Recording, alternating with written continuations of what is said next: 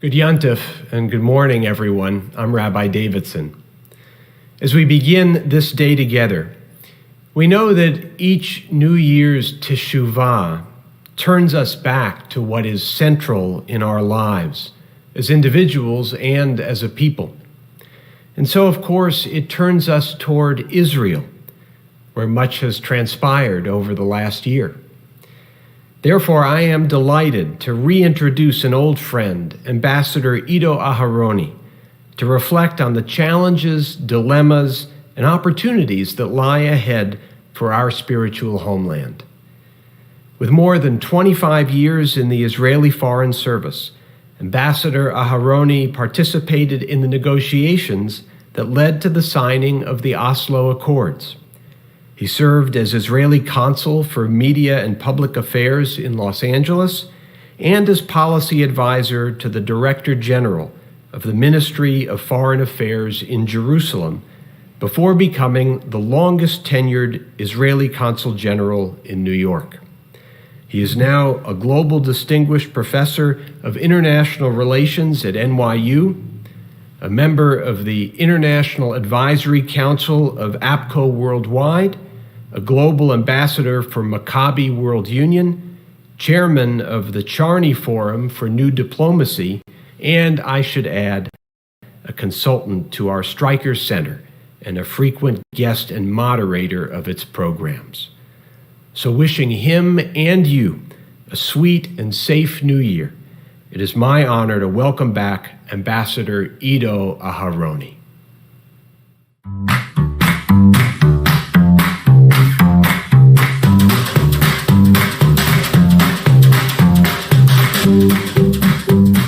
Thank you, Rabbi Davidson, for this great introduction.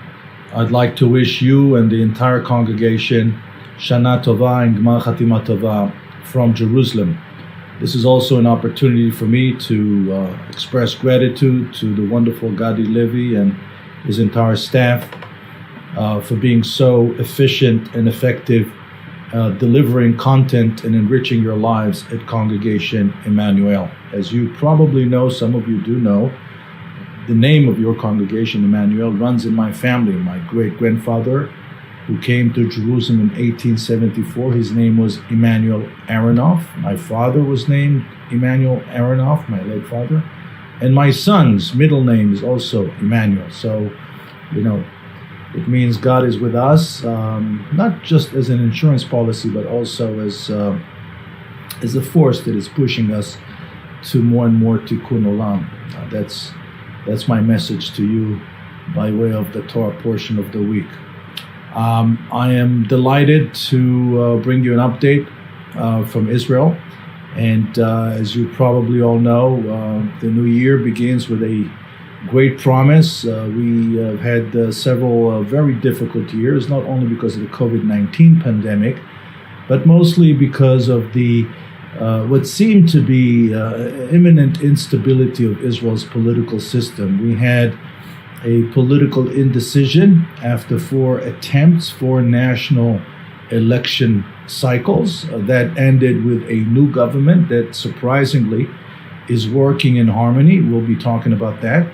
We're on the verge of passing a budget, the first budget in 3.5 years. In Israel, you must know, the budget is a bill. It's a piece of legislation, and the government cannot govern without this main instrument, this main economic tool that sets priorities, that allows the government to execute its own policy. When there is no budget, it's impossible to function, and we have been functioning without a national budget for 3 years now. So Israel's democracy, despite of the opinions and the assessments of many commentators, proved to be not only resilient, but actually very, very, very robust. Israeli democracy survived and is looking more robust than ever. And the question that we ask ourselves is, what is the explanation to this seemingly improbable resilience and survivability of Israeli democracy? How can Israel maintain a multi-party system, an open and vibrant debate between those parties and a pluralistic political representation. A piece of history. Post-World War II, 130 new countries were created. Most of them were established with aspirations to be democratic, or at least to be somewhat pluralistic, but by the same token, most of them imploded into authoritarian regimes or a one-party system, especially countries in the eastern part of Europe.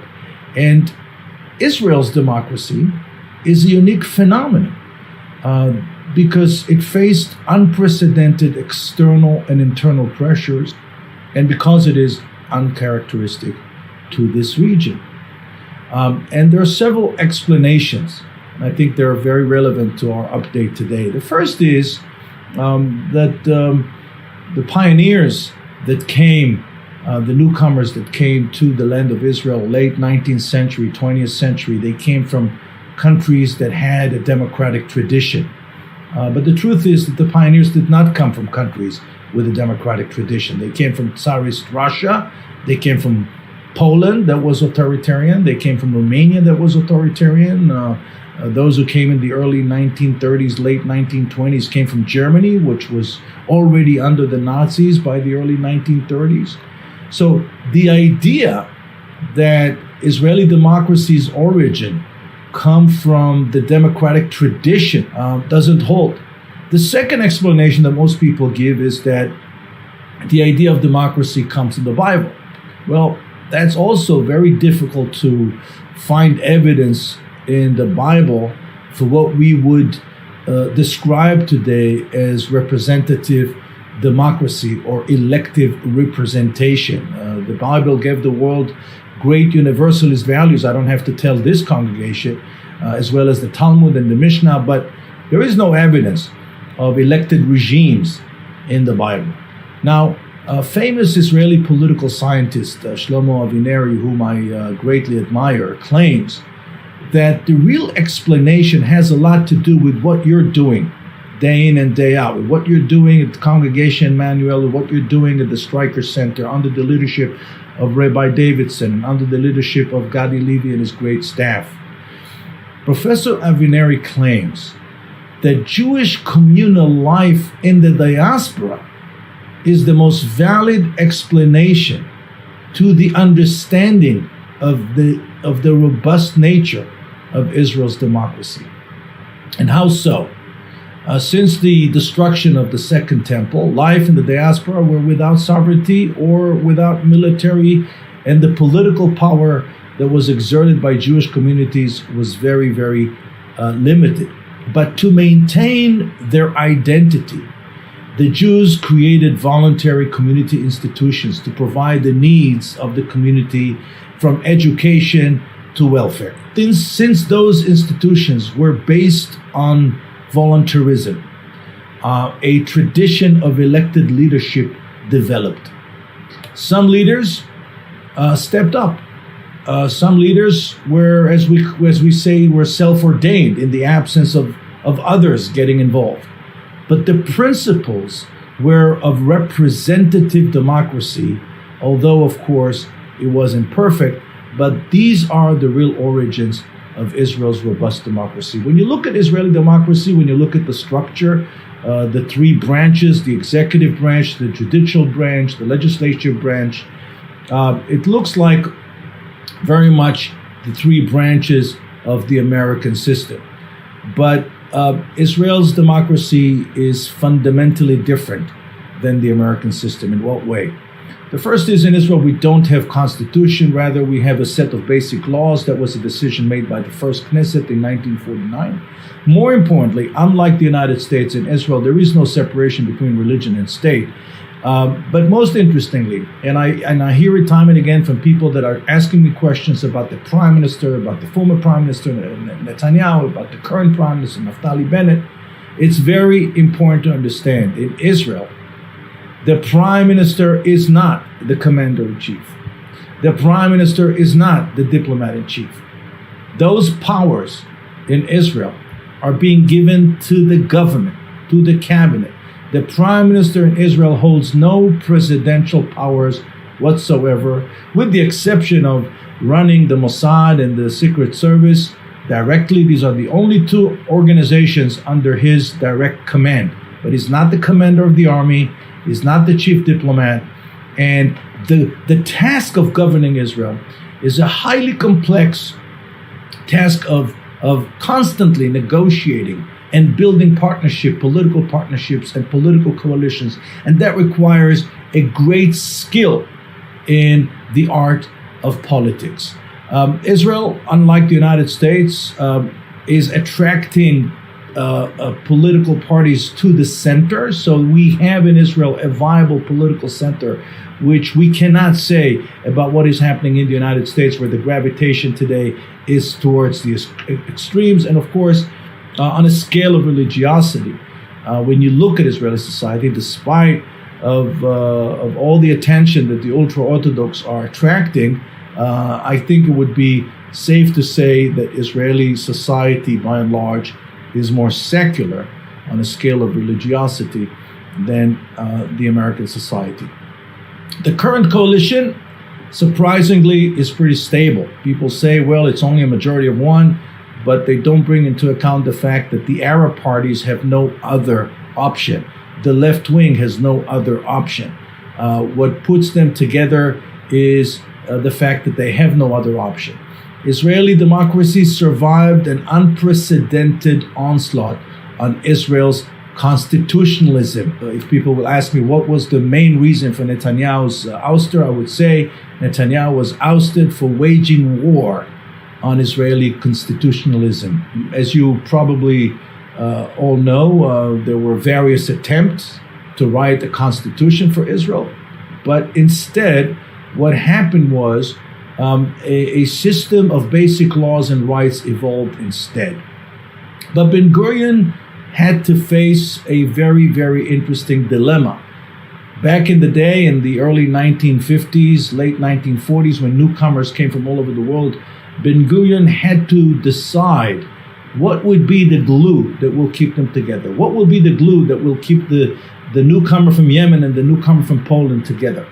And he came up with the idea of a unique blend of Israelisms. We call this Israeli constitutionalism. The center of it is the attempt to create the new Jew. The new Jew who has a special relationship with earth, with agriculture, with the land, with crops. The new Jew that has a special relationships with his ability or her ability to defend themselves. At the center of it was the negation of the diaspora, and a new national ethos was developed. It was around resilience at first, and then when the news came from Europe about what was happening to the Jews of Europe, it evolved into a national ethos called Never Again. The IDF was at the center. The IDF was a ticket to enter Israeli society. If you served in the military, you were judged by the kind of contribution you made to society through your military service. Even the Jewish holiday under Ben-Gurion's constitutionalism received a new meaning. For example, the holiday of Shavuos, from the giving of the Torah holiday to a celebration of the harvest. He changed the meaning of many other holidays. Of course, he didn't do it himself. He did it with others. So Israeli constitutionalism was under threat. The Knesset was attacked. Especially the court system was attacked. The institution of the Attorney General was attacked. The police was attacked. The civil service was attacked. There was no budget. The media was attacked. So Israelis felt that this onslaught on Israeli constitutionalism was too much. And the result is the 36th government of Israel. It's an 8-party coalition. 9 females, the first LGBTQ head of party, the first Islamist party as part of this coalition, which I can't even begin to tell you how dramatic it is. What keeps them together is this invisible interdependence. What brings together the 8 heads of those parties, Yair Lapid, who's really the mastermind of this coalition, Avigdor Lieberman, who's now the Minister of Finance, Gideon Sa'ar, who's now the Minister of Justice, Naftali Bennett, who's now the Prime Minister, Merav Michaeli, who's now the Minister of Transportation, Mansour Abbas, who's the leader of the Arab Party that joined the coalition, Nitzan Horowitz, who's the Minister of Health, and Benny Gantz, who's the Minister of Defense. All those 8 people, the highly unlikely coalition that you can imagine. What brings together Lieberman with Abbas? Nothing, other than the animosity towards Netanyahu.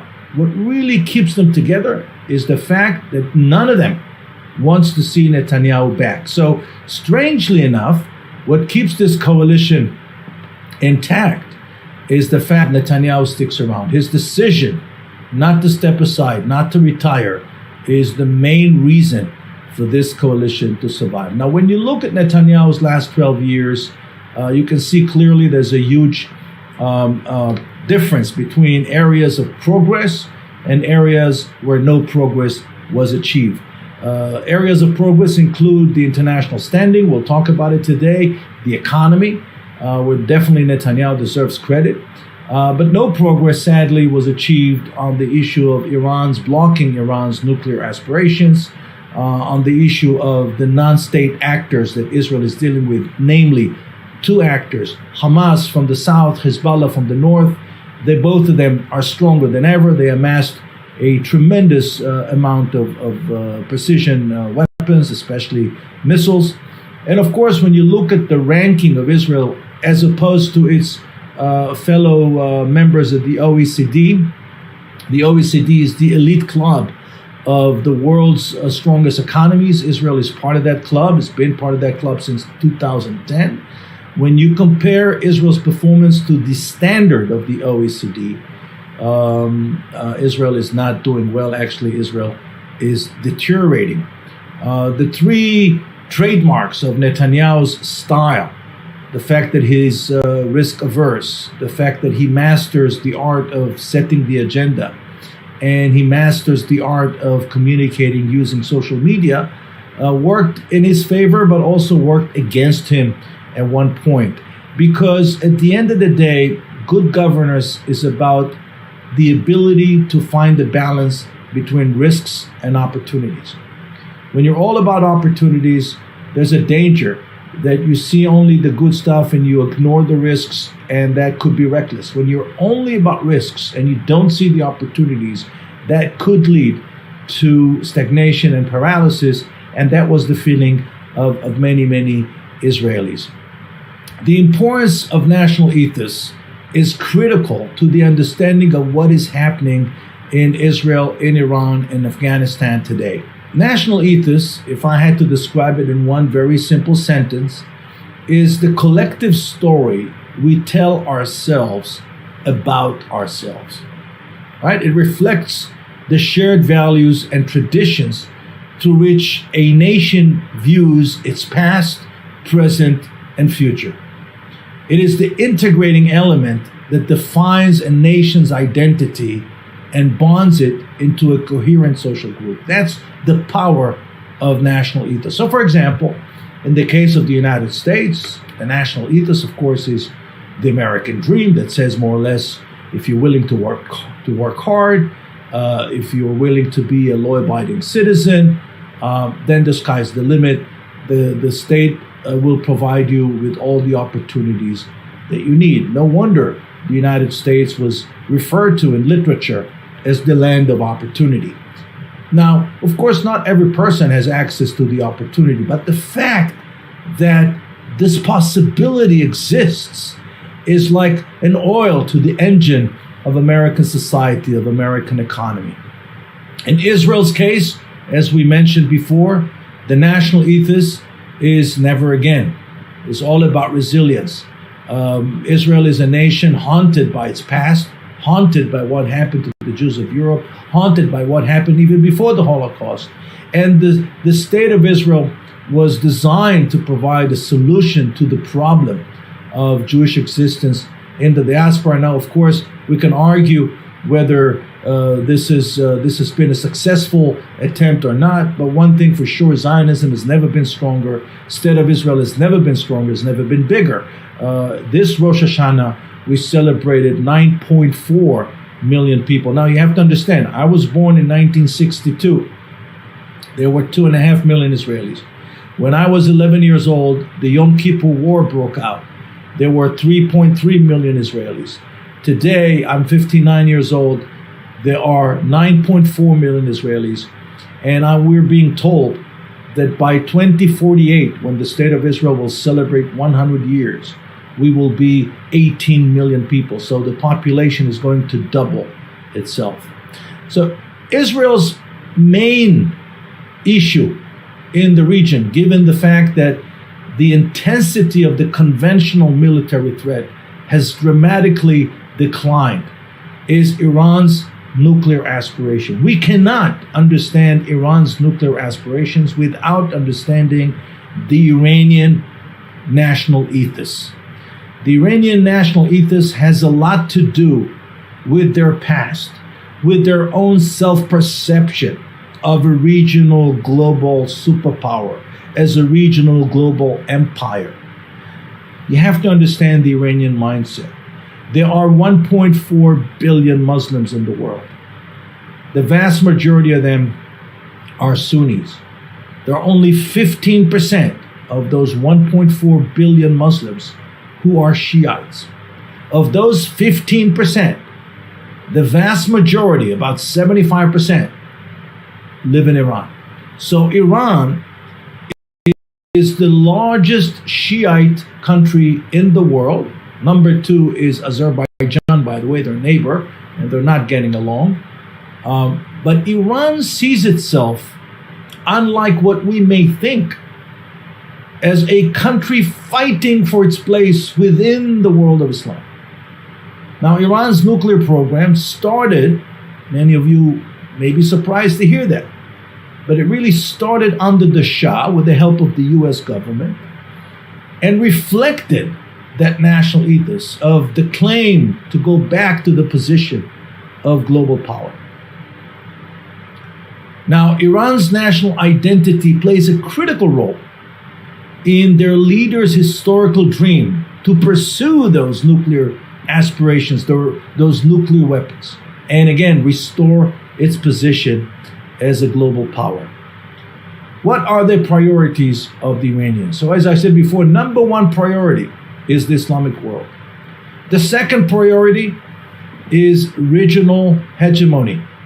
And in that area, they're looking at several countries grabbing most of their attention. Number one, of course, is the Kingdom of Saudi Arabia. But you'll be surprised, Turkey is a big issue for the Iranians. And of course, Afghanistan under Taliban. Afghanistan is predominantly Sunni. So here's the connection. We'll talk about Afghanistan in a second. The third priority is Iran versus the West, meaning the exportation of the Islamic Revolution. They even have a ministry called the Ministry for the Exportation of the Islamic Revolution, its values. They see their job as destabilizing regimes throughout the region, as well as in other parts of the world, like North Africa. Even in Latin America, you can find their footprints and their fingerprints. And within that, of course, the opposition to what United States represents, and of course, what Israel represents. So as you can see, Israel certainly does not top the agenda of the Iranians. We are on the agenda, but we're not on top of the agenda. What was the problem policies vis-a-vis Iran under Netanyahu? You see, Iran has always been an issue for Israeli prime ministers. I remember Yitzhak Rabin was raising the issue of Iran with Bill Clinton in the early 1990s. And I can assure you there was no prime minister, there was no Israeli leader that did not bring up the issue of Iran with the United States, with Russia, with the European Union, with China over the years. The problem with Netanyahu's Iran policy was that style was overriding substance. What does it mean? Iran was always on the agenda as a quiet agenda item. The Iranian issue was discussed behind closed doors. In the case of Netanyahu, his approach to this issue was unique. It wasn't so much about the substance, it wasn't so much about the what, it was more about the how. And Netanyahu, shortly, in essence, turned the Iran issue into a public issue, into a public affairs issue, into something that you rally around publicly. And that did several things, probably as part of this, I'm a great believer in the theory of unintended consequence. The first thing that it did, it drew attention to Israel. It created the misperception as if Iran's nuclear aspirations is primarily Israel's problem, which is not the case. It's primarily the international community's problem. Believe it or not, the Europeans should be more concerned than Israel with Iran's nuclear aspirations. And it created the misperception that Israel was going to act on it. And of course, it gave other countries, especially again, Europeans, the opportunity to say, you know what? You're talking about it so much, you care about it so much, you claim that you have the capacity to inflict harm on it, you get the job done.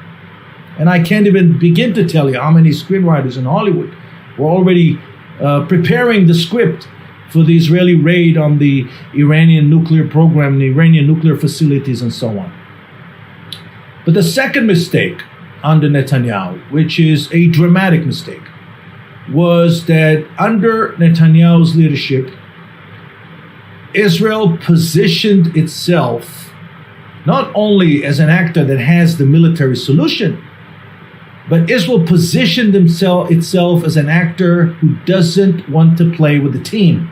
Meaning, Israel voluntarily gave up on the opportunity to influence the Iran conversation.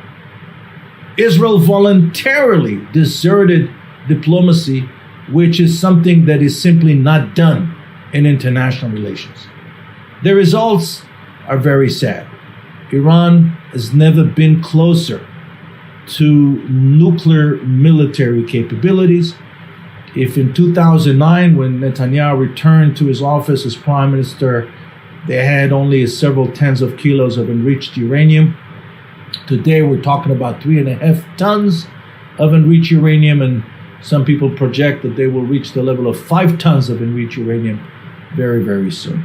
Now, as I said before, what happened in Afghanistan, the American pullout from Afghanistan, is not necessarily good news for Iran. And for that, we have to discuss a little bit what brought America to Afghanistan and what took America out of Afghanistan. In 1831, French political theorist and political scientist by the name of Alexis de Tocqueville, many of you know who he is, traveled the United States, and he wrote a book about the American democracy in which he predicted that the United States will become a global superpower.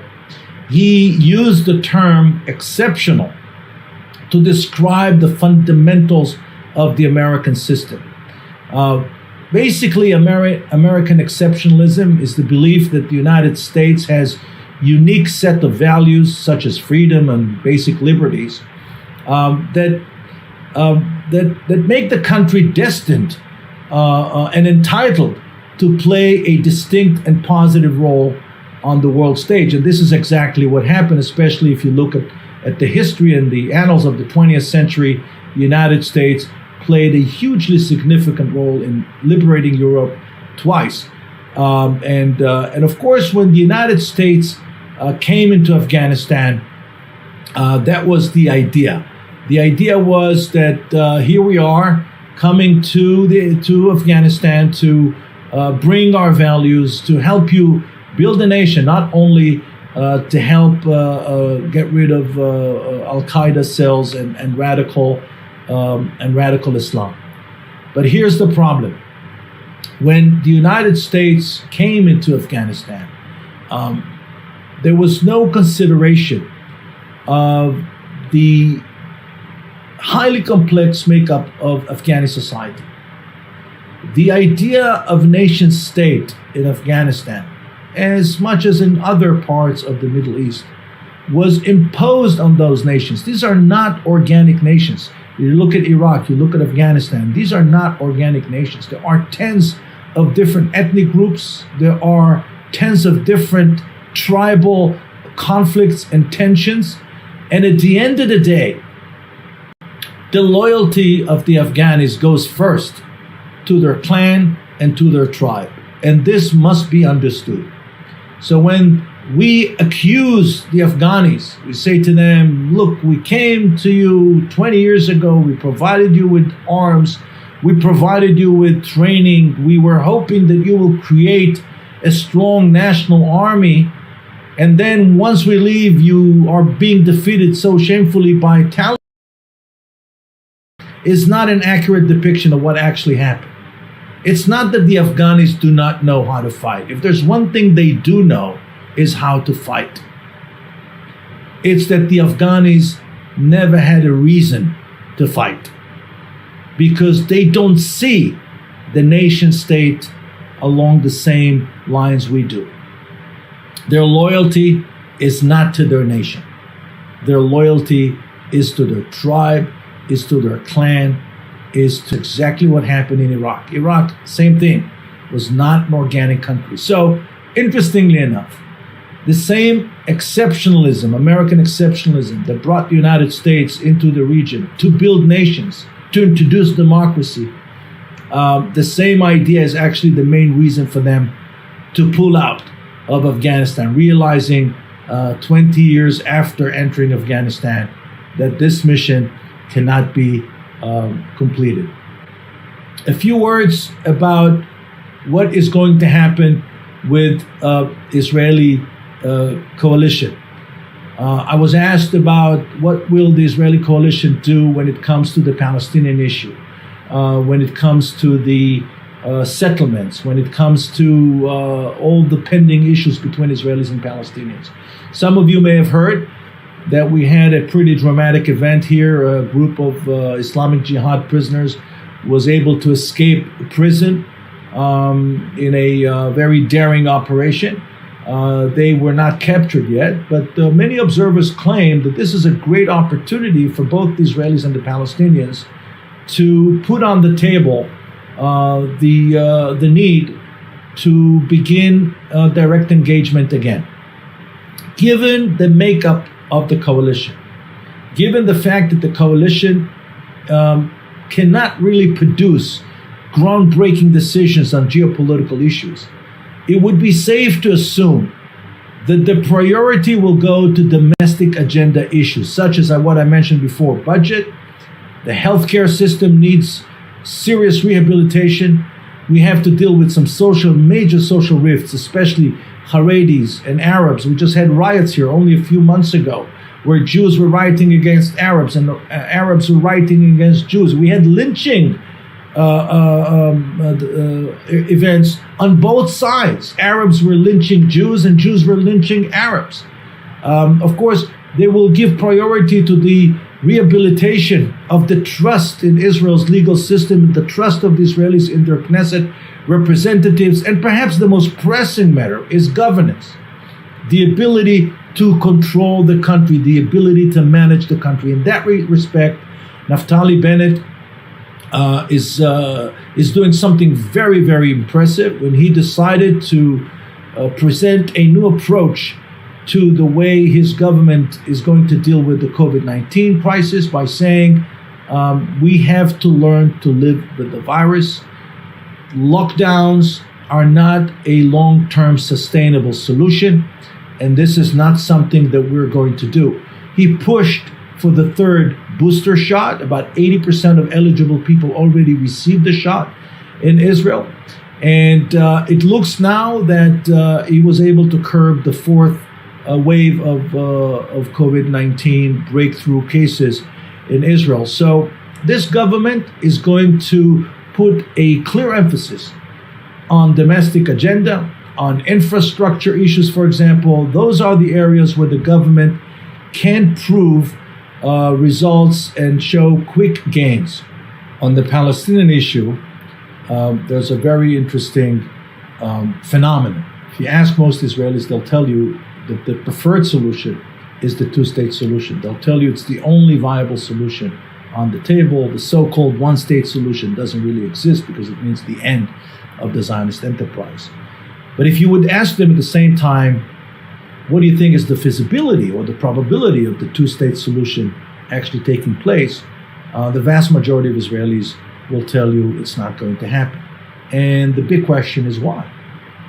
The answer is very simple. For many, many years, the Israelis were led to believe that the conflict was about land.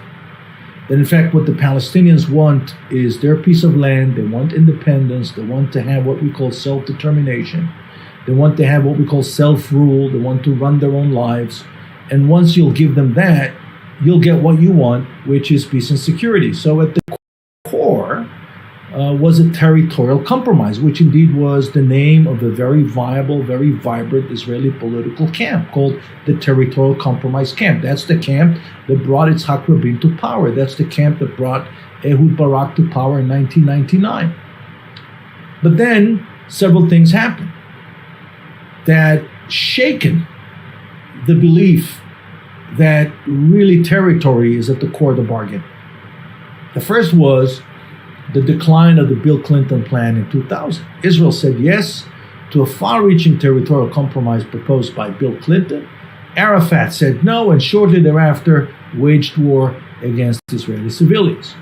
72% of Israel's fatalities were civilians, not soldiers, not police officers, civilians. This was an onslaught against Israeli civilian society.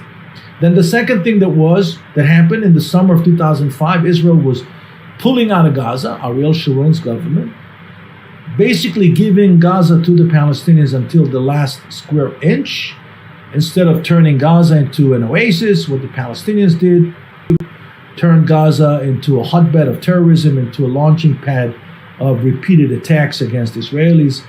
Tens of thousands of rockets were shelled onto Israel from Gaza since the summer of 2005 until today. And lastly, 2008, Ehud Olmert is making a proposal, again, a territorial compromise proposal. 100% of the land that you demand, he says to the Palestinians, will be given to you. Just sign the agreement, and the Palestinians declined to accept Olmert's proposal. For whatever reason, the Palestinians have their own reasons. We can analyze them on a different occasion. But the fact of the matter is that the Israelis lost faith in the principle that territory is at the core of the conflict. In other words, it's not the 1967 Six-Day War that is the unfinished business between Israelis and Palestinians, but actually the 1948 war, which was over our very right to exist.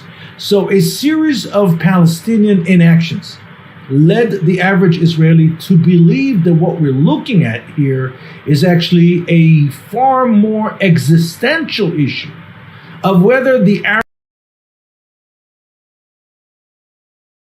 right to exist in peace and security.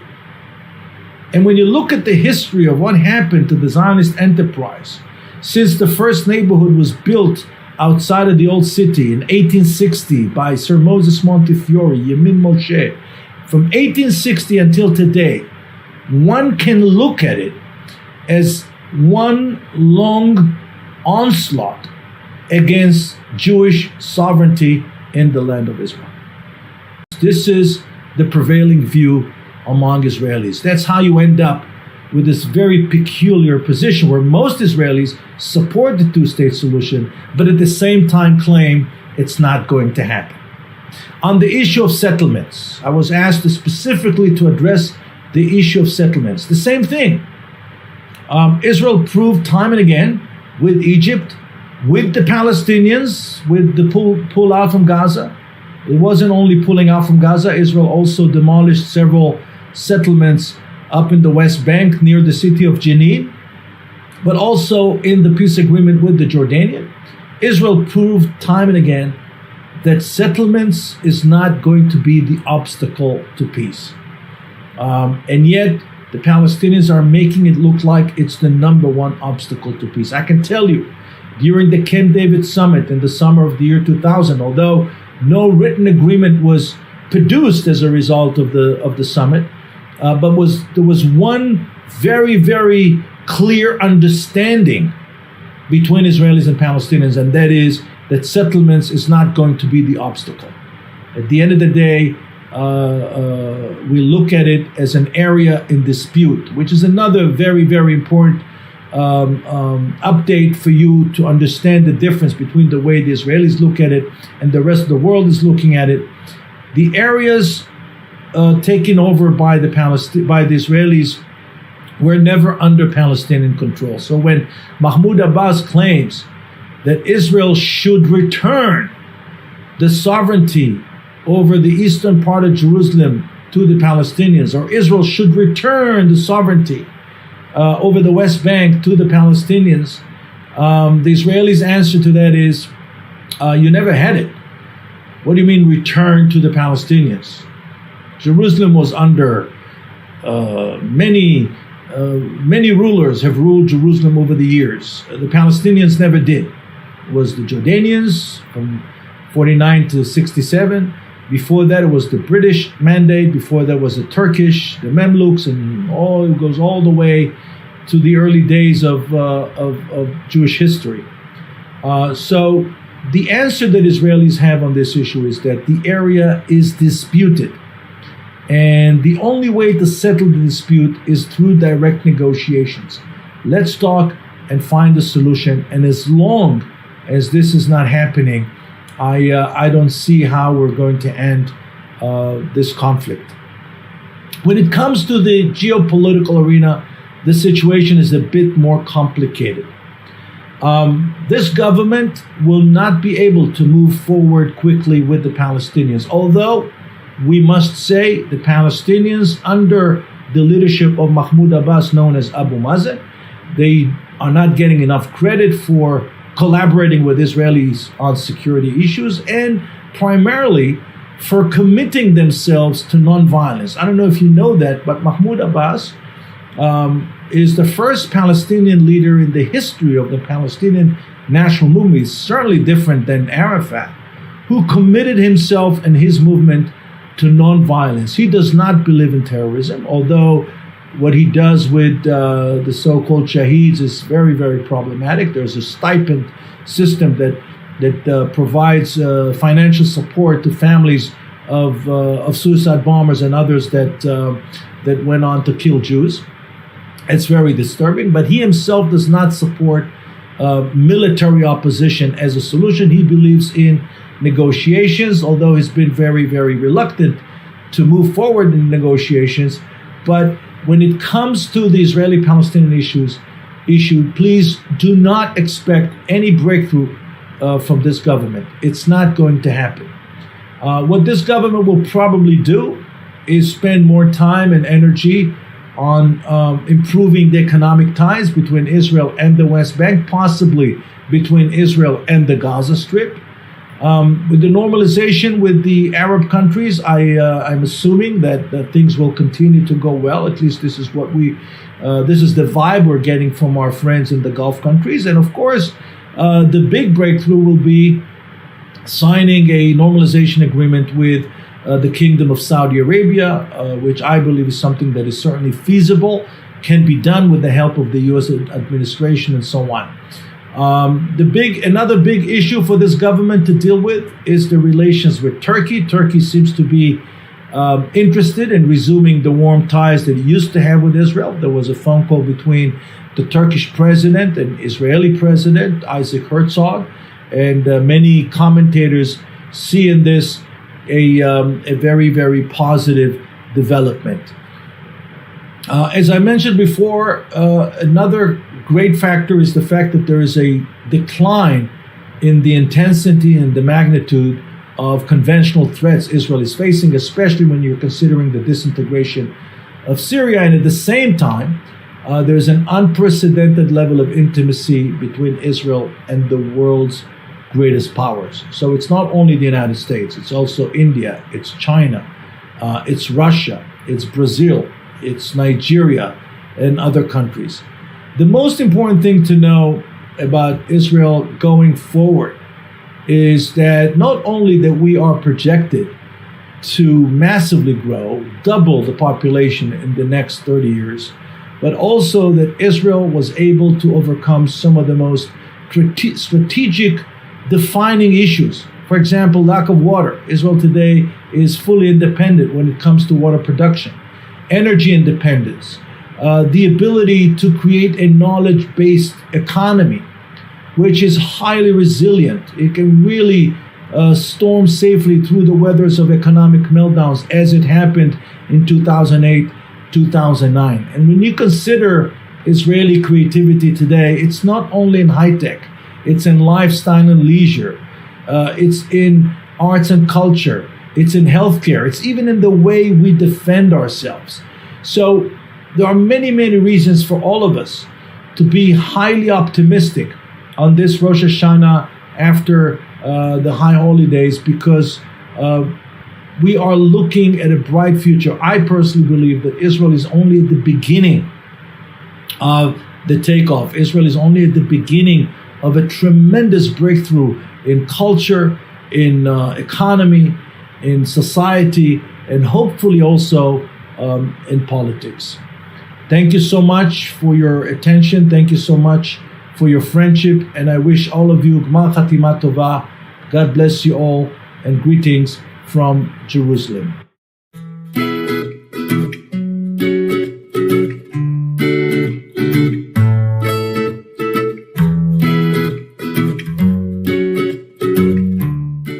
Thank you, Mr. Ambassador, for your friendship and support throughout these many years. I wish you and your family a Gmar Chatima Tova. Dear friends, join us again live at 10:30 for our next Yom Kippur morning session with our Bernard Museum of Judaica curator, Warren Klein.